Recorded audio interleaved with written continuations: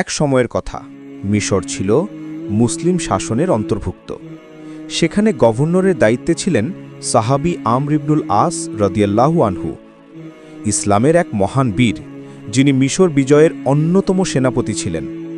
তার শাসনামলে মিশরের মানুষ বেশ সুখে শান্তিতে ছিল। মুসলিম, খ্রিস্টান, ধনী গরিব সবাই মোটামুটি নিরাপদ জীবনযাপন করছিল। কিন্তু তার ছিল এক ছেলে, সে ছিল খুব অহংকারী।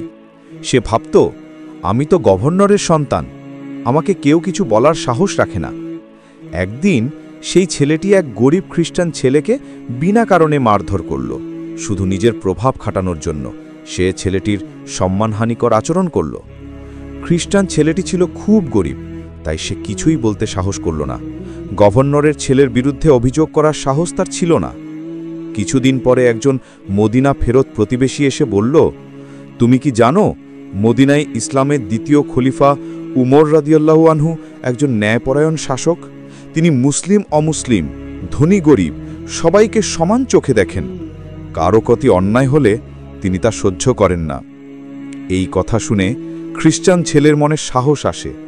সে একাই পায়ে হেঁটে 17 দিনের দীর্ঘ সফর করে মদিনায় আসে।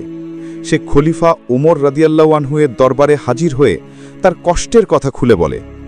খলিফা উমর রাদিয়াল্লাহু আনহু ধৈর্য নিয়ে সব শোনেন এবং সাথে সাথে নির্দেশ দেন, আমর বিন আস ও তার ছেলেকে মদিনায় তলব করলেন। কিছুদিনের মধ্যেই গভর্নর ও তার ছেলে মদিনায় আসেন। খলিফা উমর রাদিয়াল্লাহু আনহু সবার সামনে বিচার বসালেন। প্রমাণ ও সাক্ষ্য গ্রহণ করা হলো। বিচারে প্রমাণিত হল গভর্নরের ছেলেটিই দোষী। খলিফা এবার বললেন, এই খ্রিস্টান ছেলে, তুমি গভর্নরের ছেলের উপর প্রতিশোধ নাও। যেমন করে সে তোমার প্রতি অন্যায় করেছিল তেমন ভাবেই তুমি প্রতিশোধ নাও। ছেলেটি সাহস নিয়ে সেই অপরাধীর উপর প্রতিশোধ নিল, অর্থাৎ তার প্রতি হওয়া অন্যায়ের প্রতিকার পেল ন্যায় বিচারের মাধ্যমে।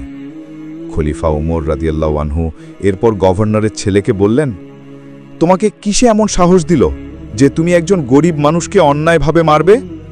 তিনি পিতাকেও সতর্ক করলেন, মানুষের উপর অন্যায় করতে দিলে বাবা হিসেবে তুমিও দায়ী হবে। ভিডিওটি যদি ভালো লাগে লাইক, কমেন্ট ও শেয়ার করতে ভুলবেন না।